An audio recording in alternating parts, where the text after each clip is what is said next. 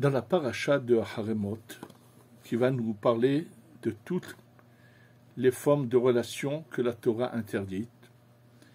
Pour commencer ce sujet, avant que la Torah commence à dire qu'est-ce qui est interdit à chaque individu par rapport à ses proches, l'introduction à cela est Akadosh Baruch Hu dit au peuple d'Israël la chose suivante. Il demande à Moshe de leur dire « Je suis Dieu, votre éternel, et les cultures que vous avez vues en Égypte, ne faites pas la même chose. Ou la culture que vous allez découvrir en arrivant dans la terre de Canaan, ne faites pas la même chose. Respectez mes lois. » Et là, la Torah commence à enseigner des interdits. On va prendre, par exemple, je prends le premier, quand la Torah demande de ne pas dévoiler, quand elle parle de ces femmes qui nous sont interdites, elle utilise le mot « erva ». Que veut dire ce mot-là, « erva » ?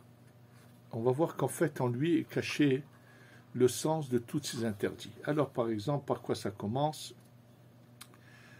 Ton père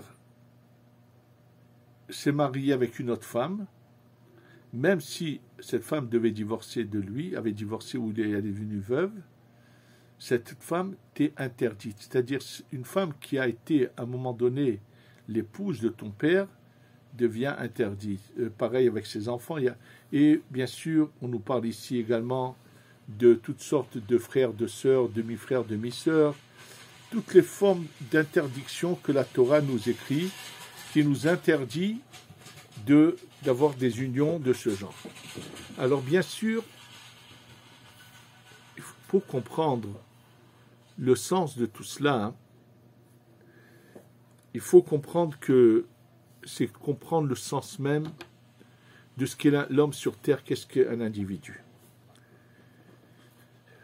Il faut qu'on sache qu'il y a un but à la création et que l'homme n'est qu'un reflet de ce qui se passe dans les mondes supérieurs. Et je vais pour cela commencer à vous expliquer ce mot « erva ». Le mot « erva » qui s'écrit de la manière suivante. Aïn, resh, vav, he. Sachez que le vav et le he, c'est une allusion aux deux dernières lettres du nom de Dieu. Le aïn et le resh, quand on les inverse, on a ra, ce qui est mauvais. C'est-à-dire que finalement, l'homme, en agissant sur terre, provoque des répercussions de ce qui se passe là-haut. Et comme on parle de ce sujet qui est ce qu'on appelle la erva, donc toutes les interdictions de femmes qui sont interdites, il faut savoir que dans la Torah se trouve aussi une interdiction qui est même très grave, puisque grâce à la Kabbalah qui vient nous faire découvrir tout ce qui est mentionné des fois de formules cachées dans la Torah,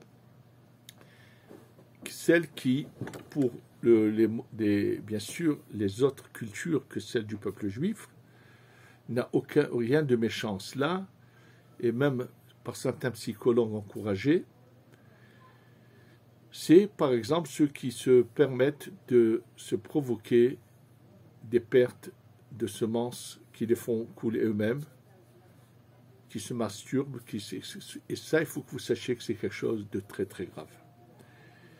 Pas seulement que c'est grave sur le plan qu'il agit mal vis-à-vis d'Hachem de Dieu, mais la personne se fait un tort qui risque d'être des fois même presque irrécupérable. Je vais vous raconter, parmi les nombreuses fois où j'ai eu l'occasion d'avoir des gens qui ont eu des agissements un peu bizarres comme cela, et on a des signes pour savoir s'ils font ça ou non. Je vais vous raconter un témoignage, un parmi tant d'autres, mais un qui m'a marqué à cause de la suite des événements. Un jour est venu me voir un homme d'un certain âge, et il m'a dit qu'il avait un fils de 38-39 ans, 39 ans exactement, oui, qui commençait à perdre des fois la raison. Donc il me demande est-ce qu'il peut l'emmener. Je lui dis oui, il n'y a pas de problème. Et quand il l'emmène dans mon bureau au Kollel, ça c'est une histoire qui remonte à peut-être 30 ans en arrière déjà, c'est vraiment dans les débuts du Kollel. Et lorsque monsieur rentre dans mon bureau, il me dit, ils sont restés dehors dans les escaliers. Dès qu'il m'a dit cette phrase, j'ai tout de suite compris de quoi il s'agissait. En fait, ceux qui s'amusent à faire ce genre de faute qui est terrible, qui est très très très grave, de se laisser, de faire exprès de se faire couler des semences, pas quand il dort, mais ça veut dire de manière consciente, si je parle de ça de la gravité. Quand ça arrive dans le sommeil, c'est pas une bonne chose, mais c'est pas, on peut pas, ça veut dire que cette personne aurait des choses à réparer, mais c'est pas ça la faute essentielle. La faute est quand celui qui le fait de manière consciente. Il faut qu'il sache qu'à la fin, il donne la force aux forces négatives de se renforcer et d'avoir presque une sorte de roi, de s'exposer, de se manifester. Et qu'est-ce qui se passe en général dans ce genre de cas? C'est qu'à la fin, la personne commence à voir comme des petits démons qui tournent autour d'elle. Et c'est donc dès qu'il m'a dit cette phrase, ils sont restés dans les escaliers, j'ai très bien compris, puisque ces formes qui sont des choses négatives, qui sont interdites, qui sont de l'impureté, ne peuvent pas rentrer dans un lieu de sainteté. Donc je me suis tout de suite adressé à lui, et je lui ai dit, en fait ce monsieur était divorcé depuis 8 ou 9 ans, et comme il vivait seul, malheureusement, il s'est donné à ce genre de choses. Et je lui ai tout de suite dit, voilà, parce que tu fais ça et ça, il m'a avoué que c'était vrai. Et je lui ai longuement parlé et encouragé à avoir du regret, à réparer, à ne plus faire ce genre de choses, à aller dans un mikvé, se purifier et commencer à avoir une vie meilleure. Ça a marché, puisque après cela, il a retrouvé son équilibre. Ça a duré 2 ans. Je ne sais pas ce qui s'est passé, et malheureusement, un jour, il ne s'est pas réveillé. Je vous dis, j'ai plusieurs cas semblables où des choses de ce genre se sont passées. J'ai eu un cas qui est venu un jour me voir et qui avait fait cette échouva dans la yeshiva Or HaChaim du Rav Elbaz. Et il était venu me voir parce que justement, il avait des problèmes auxquels il voulait avoir un conseil comment affronter ces problèmes. Et il m'a raconté qu'en fait, lui, quand il était jeune, sa famille, ses parents, avaient fait leur aliyah, avaient quitté le Maroc. Et à l'époque, les Juifs qui partaient du Maroc en bateau arrivaient à Marseille, où il y avait le camp d'Arena, c'était le lieu où l'agent juif les plaçait, et ils restaient je ne sais pas combien de temps là-bas, et ensuite, de là, un bateau de Marseille les emmenait en Eretz Israël. Et il me raconte que comme il était jeune, et qu'il était donc à Marseille dans ce camp de transition pour venir en Eretz Israël, un soir, il est sorti, il a bu, et après avoir bu, il est venu accoster une prostituée. Et je ne sais pas comment elle a su qu'il était juif, et cette prostituée lui dit qu'elle est indisposée, et que les juifs, elle sait qu'ils font attention à ce genre de choses, que lorsqu'une femme est indisposée, qu'ils évitent d'avoir des relations. Et lui, bien sûr, qui avait malheureusement commencé à mal tourner, n'a pas tenu compte, il lui a dit il s'en fout, et il a fait ce qu'il a fait. Bon, il est arrivé en Israël, il a habité ici dans une des villes de la côte, je ne vais pas donner trop de détails, et un beau jour, bon, il est devenu voyou, il a faisait partie d'une bande de voyous, de casseurs, de tout ce que vous voulez, et un beau jour, grâce au Rav Reuven Elbaz de la Yeshiva d'Or HaChaim, il a fait Teshuvah. En fait, quand il m'a parlé, il était kollelman dans le kollel du Rav Elbaz. Il était marié. Et il était venu me voir pour me dire deux choses. Il m'a dit que chaque année, depuis son mariage, chaque année, le jour où il avait fait cette faute, le jour d'avant, le jour d'après, mais c'était pendant cette période-là, il y avait se déclenché une bagarre, le feu à la maison. Et ce qu'il m'a raconté également, il avait une attirance sur tout ce qui était mystique. Et il m'a dit que une fois, il s'était mis à prendre un livre de Zohar le soir, il s'est mis à lire. Il m'a dit dès qu'il a commencé à lire, il a tout de suite sombré dans une sorte de somnolence. Il voyait des corps sans tête venir l'étrangler. Il se réveillait en sursaut. Une autre fois, il avait pris le livre de Kabbalah du Ben Ishraï qui s'appelle Da'atud Vuna. Le soir, il a commencé à l'étudier et il a eu la même chose. Tout de suite, il a somnolé. Il voyait des corps venir comme l'étrangler. Il s'est réveillé en sursaut. Alors quelqu'un lui avait dit, tu vois, il ne faut plus toucher à ça. En fait, celui qui lui a répondu n'avait rien compris. C'est qu'en fait, en utilisant des livres aussi saints que le Zohar ou bien le Da'atud Vuna du Ben Ishraï, il commençait à détruire ces anges du mal qu'il avait créés par sa faute. Il avait fait une double faute, non seulement qu'il avait eu une relation avec une non-juive, une Goya, ce qui est formellement interdit, mais en plus elle était ce qu'on appelle Nida. Et alors je lui ai dit, non, à l'avenir, cette étude, tu la commenceras le matin, et au contraire, parce qu'en soirée, les forces du mal ont toute une emprise, et ils veulent essayer de lui faire peur, parce que c'est comme si ils prenaient une épée avec laquelle ils commençaient à les détruire. Donc juste tout cela, je veux juste montrer à travers ce que je vous raconte, que nos actes et nos effets ne sont pas comme un objet qui se déplace d'un endroit à l'autre, mais nous sommes reliés nous avons un lien avec les mondes supérieurs. Et surtout, nous, les Béné Israël, le peuple juif, a un lien très particulier dans ces sphères de la Kedusha, de la sainteté, et que chacune de nos actions a une répercussion, et c'est dans ce sens que la Torah vient nous demander de nous donner des règles à respecter, que nous allons expliquer quel est le sens de ce respect de ces règles. Donc déjà, sur la base de savoir que nous qui connaissons le sens profond que nous avons une parcelle divine reliée là-haut, ce qui fait que tous nos actes ont une répercussion, la Torah vient nous dire que, attention, tout ce que tu as fait agit et peut provoquer des choses négatives dans les hautes sphères, qui est l'inverse du but de la création de l'homme.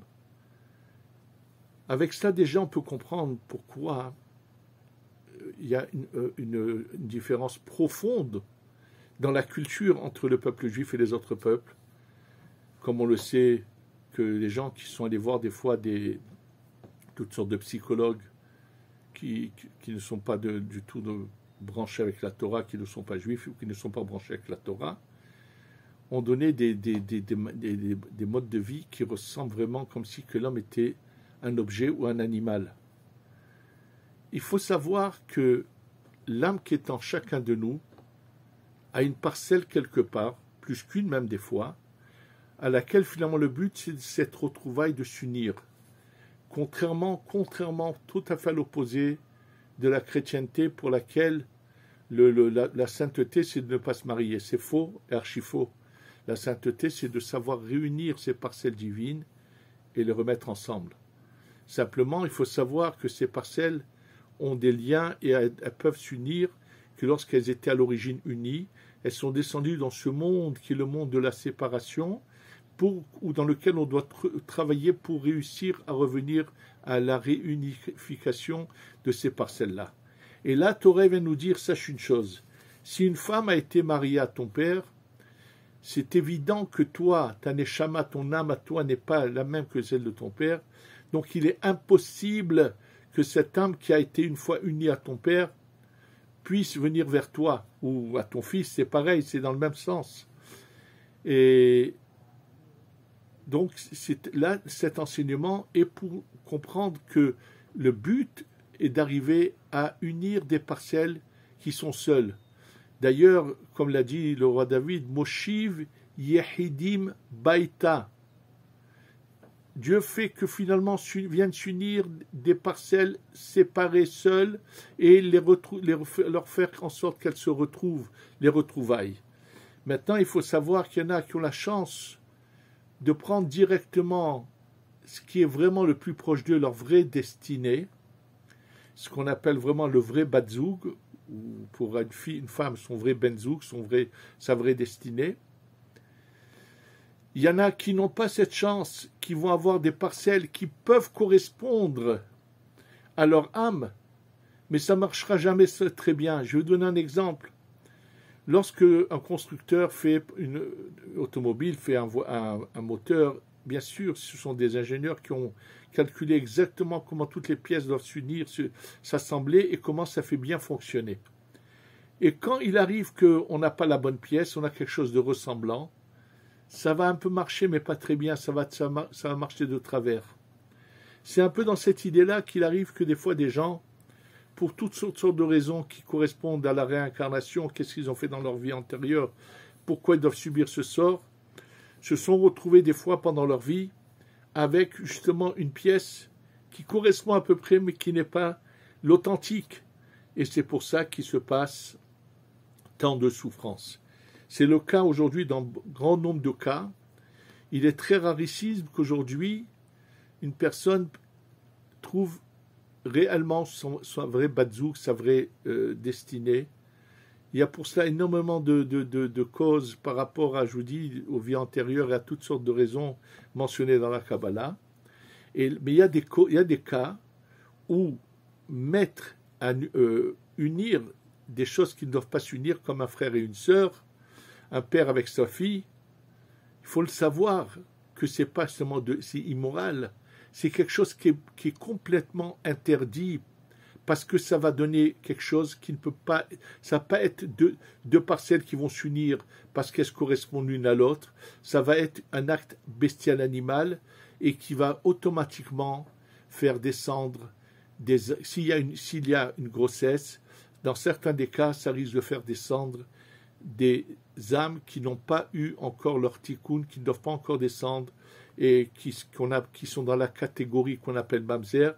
Elles sont mamzer, comme je vous l'ai dit dans d'autres cours, pas par rapport aux parents qui se sont unis, ce sont des âmes qui sont mamzer par rapport à leur vie dans le monde du Tohu, qui ont agi, qui font une partie, qui sont une catégorie de neshamot, qui attendent que par des bonnes actions ici en bas de ceux qui s'appliquent à respecter les lois de la Torah pourraient les réparer et les faire descendre de manière normale. Or, celui qui fait ces mauvaises unions va malheureusement provoquer que ces âmes-là, qui n'ont pas encore leur réparation, vont descendre et elles ne trouveront pas à qui s'unir en bas puisqu'elles ont des problèmes dans leur essence, dans leurs origines. Donc, en fait, comprendre ces lois, c'est comprendre que l'homme a en lui une parcelle divine. Et c'est pour ça que je vous ai dit le mot, d'ailleurs on le voit, ce que je vous ai dit sur le mot Erva, le fils de Yehuda qui agit mal, il s'appelle Er, et il a fait de Er des deux lettres Aïn Resh, il les a transformées en Ra, en mauvais. Et la Erva, c'est celui qui prend ces lettres, les transforme et fait du mal aux deux lettres de Dieu, duquel viennent nos âmes, qui sont le Vav et le He, Tiferet et Malchut. C'est ça ce que la Torah vient nous enseigner, qu'en fait l'homme ne fait pas un geste sans qu'il n'ait pas une répercussion là-haut. Et c'est pour cela que dans toute la vie de l'homme, dans sa manière de se vêtir, dans sa manière de se nourrir, dans tout, il doit tout faire en pensant qu'il y a une réaction, c'est relatif avec ce qui se passe là-haut, et en faisant sa bracha, en mangeant de manière correcte et convenable, que tout ce qu'il va faire a une répercussion. Et c'est ça l'enseignement. C'est pour ça que la Torah commence, avant cet enseignement, à nous dire surtout ne copiez pas les cultures non juives, aussi bien celles d'Égypte que celles de Canaan, parce que finalement, pour eux, l'homme n'a aucun lien avec là-haut, il fait ce qu'il veut. C'est comme un chien et une chienne qui vont dans la rue, qui font absolument ce qu'ils ont envie. Ils ont ni foi ni loi, ils s'unissent comme ils veulent et c'est pour ça que malheureusement, dans ce genre de psychologie, on encourage des fois des hommes à tromper leurs femmes ou des femmes à tromper leur mari et toutes sortes vraiment c'est l'opposé de ce qu'est le but de la création. Nous devons savoir que nous sommes des parcelles divines, qu'on a un but et qu'après la mort, il y a une continuité, il y aura une suite, une vie qui continue et que ça peut détruire et non seulement la vie dans ce monde et la destruction totale de l'âme pour après. Et c'est ça l'enseignement qui est dans cette paracha. C'est pas par hasard que ça se trouve dans une paracha qui s'appelle Acharemot, après la mort, pour dire que finalement la personne va complètement détruire, il va pas se préparer à cette étape qui est la suivante. Et que si on sait comprendre que tout dépend de nos actes et que même le lieu où on habite a une importance, que tout a une importance, alors beaucoup de choses changeraient dans la vie des individus, ils se remettraient en question sur beaucoup de choses, sur le lieu où ils habitent, sur ce qu'ils devraient faire à leur avenir, sur beaucoup de points sur lesquels ils se laissent vivre, ça pourrait les remettre en question. C'est à tout cela qu'il faut penser quand on lit cette paracha et comprendre que finalement on est les enfants d'Hachem, de Dieu, et qu'on a une attitude à avoir, à suivre, et qu'on a des répercussions sur ce qu'on fait, qu'Hachem nous aide à suivre ce bon chemin pour finalement créer les bonnes unions et que tous ceux qui méritent, même s'ils ne méritent pas, que Hachem ait pitié et à toutes les parcelles qui ne sont pas encore unies et qui ont besoin de s'unir à trouver leur unité et réussir et pour bien préparer leur chemin d'après. Amen. Ve Amen.